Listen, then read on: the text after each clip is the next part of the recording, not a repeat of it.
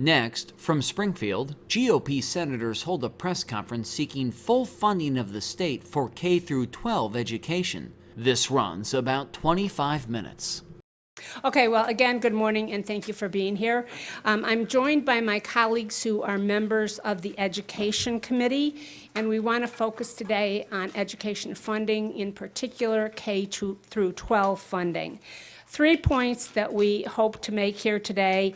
One is the importance of fully funding the education formula and doing it this spring. It's important that it be done immediately so we don't have chaos with RIF notices going out and schools and parents being uncertain as to what's going to happen with the next school year. Despite our budget differences, we need to fully fund the foundation level in K through 12. Secondly, we want to express our opposition to holding all of the school children in the state hostage until there's a bailout for Chicago. That is simply unfair.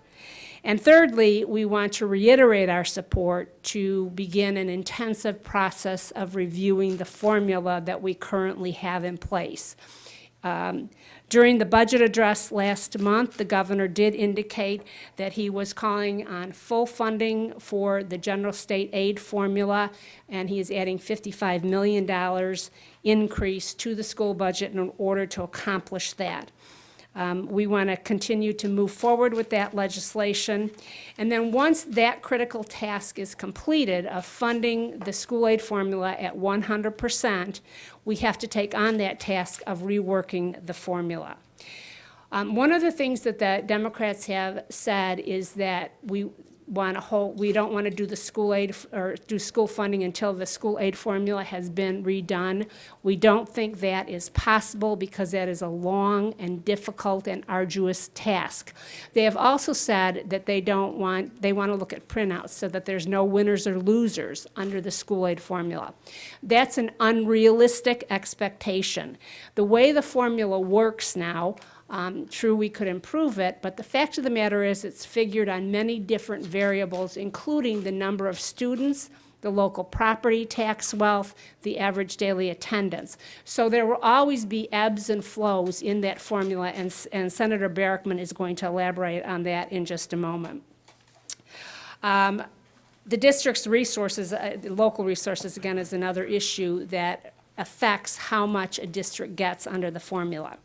So the concept of a resource equalizer formula is what we have, and the formula, even though it needs improvement, is working to the extent it does tend to equalize those resources based on the factors that go into the formula. Again, as I mentioned, Senator Barackman is going to elaborate a bit on how that formula works and why we may indeed see variations with various districts, and that is not the reason to hold up the funding formula. So, Senator Barackman.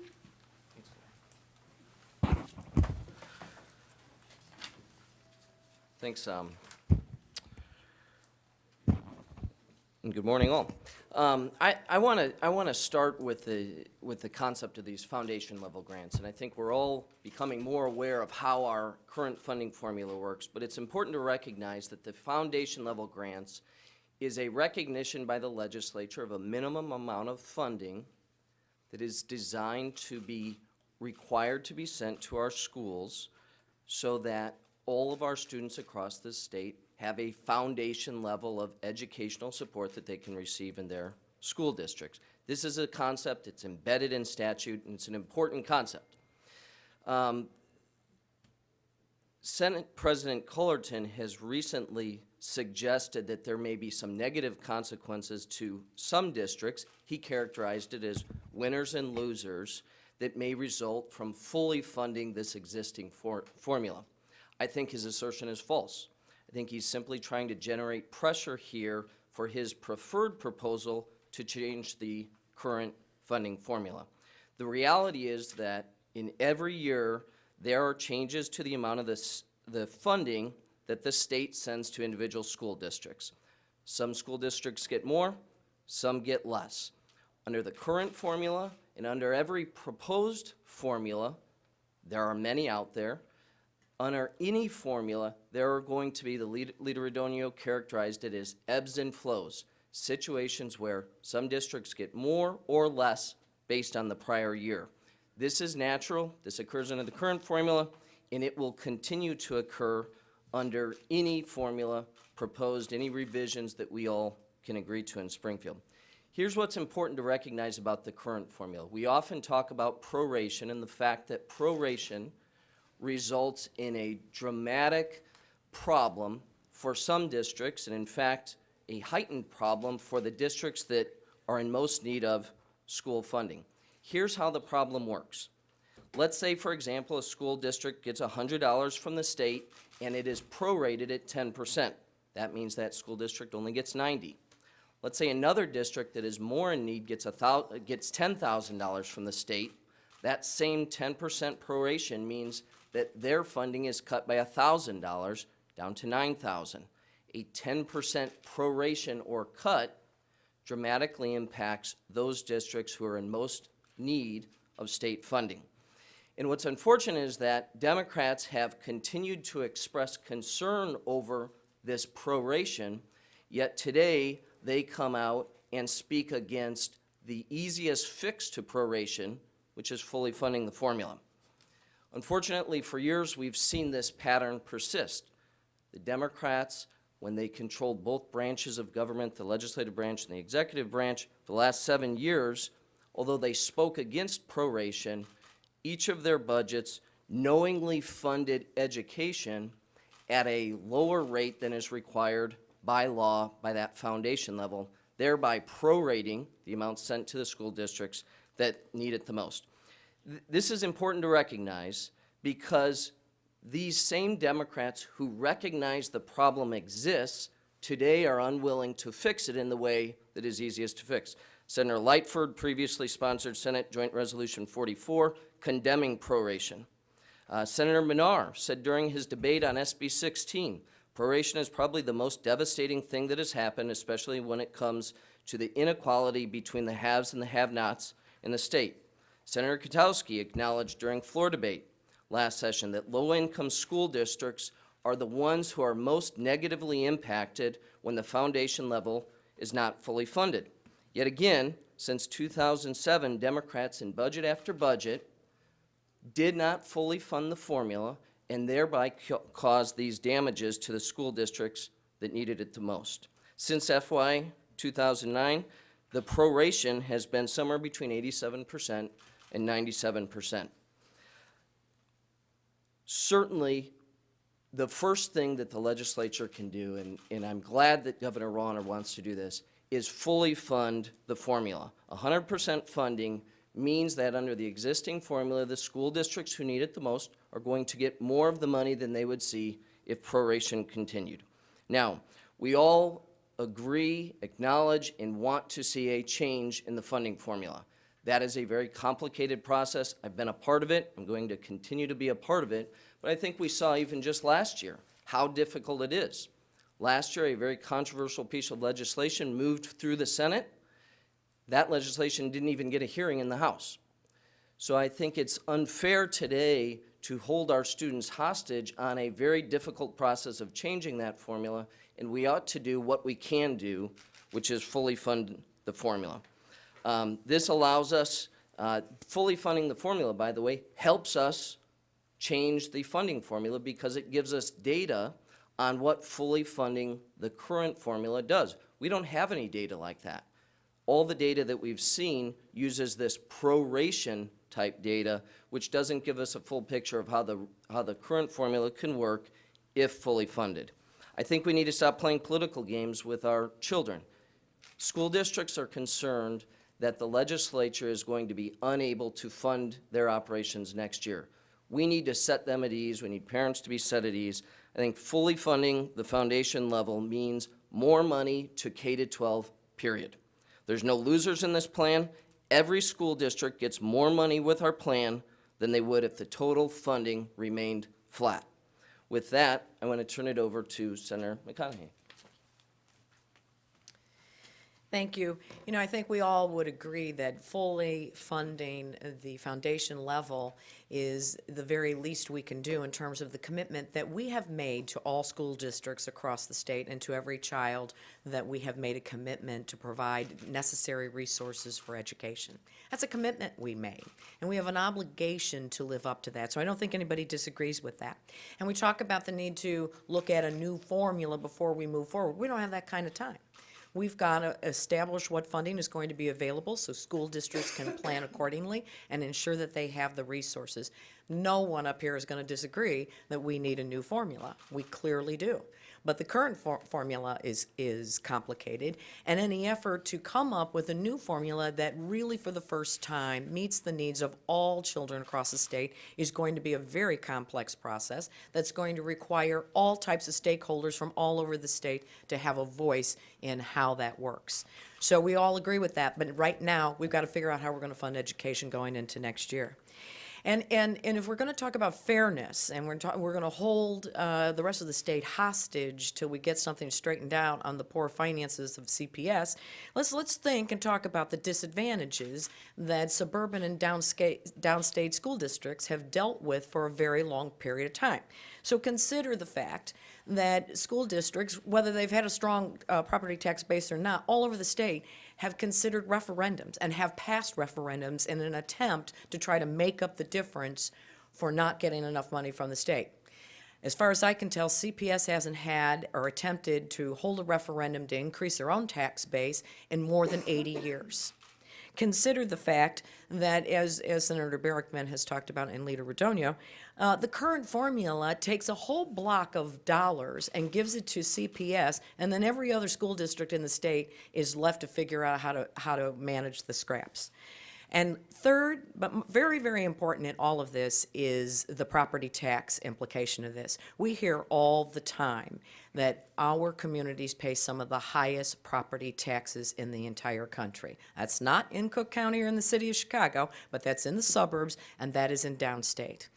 And consider that in the city of Chicago, in Cook County, they pay half the tax rate that we do in the suburbs. So in my district out in Kane County, a $250,000 house will pay twice the amount of property taxes that same value house pays in the city of Chicago. And within that property tax bill, anywhere from 70 to 90% of that bill is to pay for education.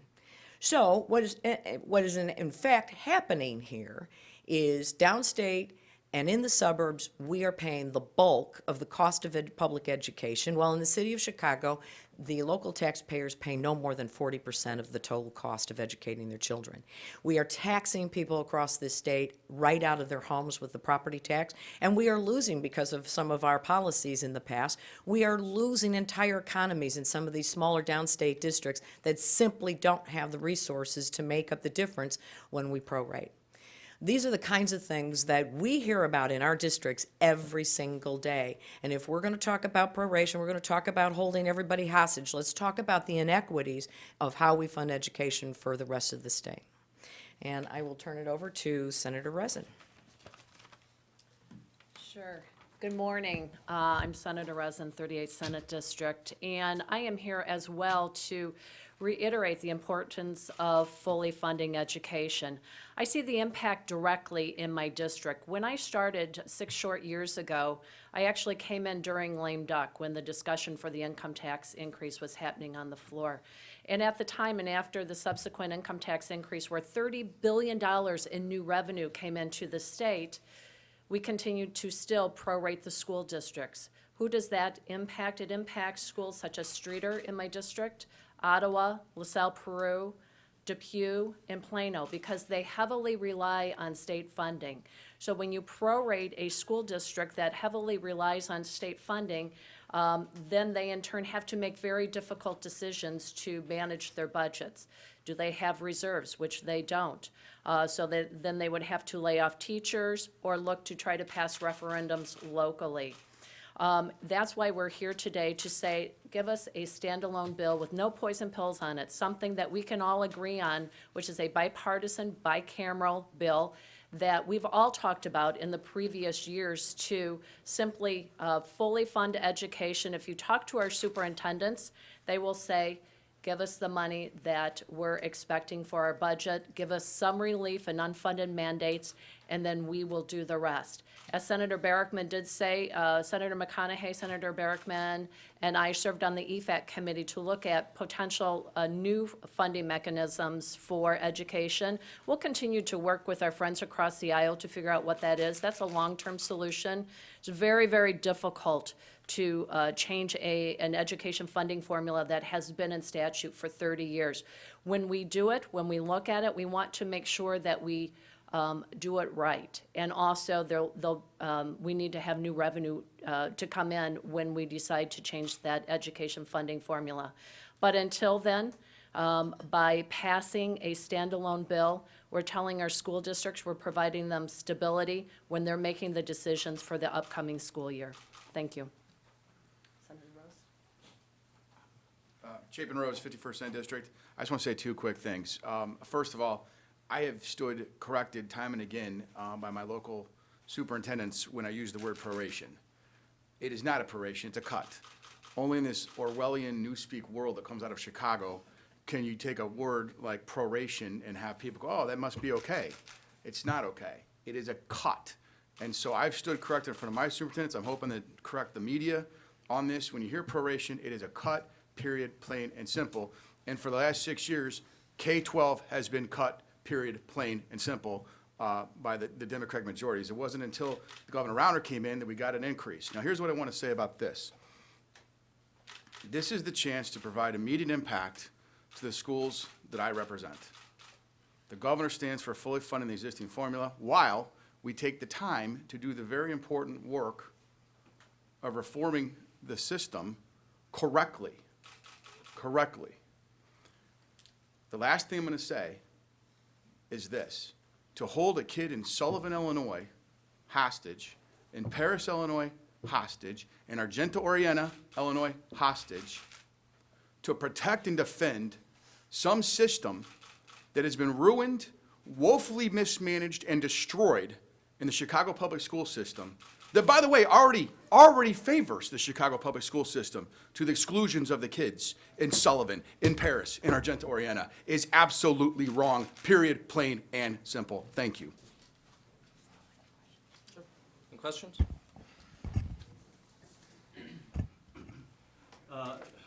Given the state's finances, where's the money going to come from to bring it up to the foundation level?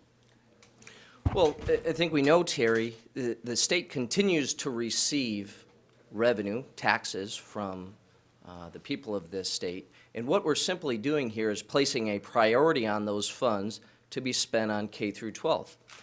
Today, students or school districts around this state today are issuing RIF notices to their employees. They're budgeting and planning for next fall's school year, and we need to send a clear and direct message to those school boards, administrators, and parents that we've got our act together here, that we're establishing a priority on the limited funds that are available to be sent to our public schools so they open this fall and provide that education that is necessary for a generation of youth.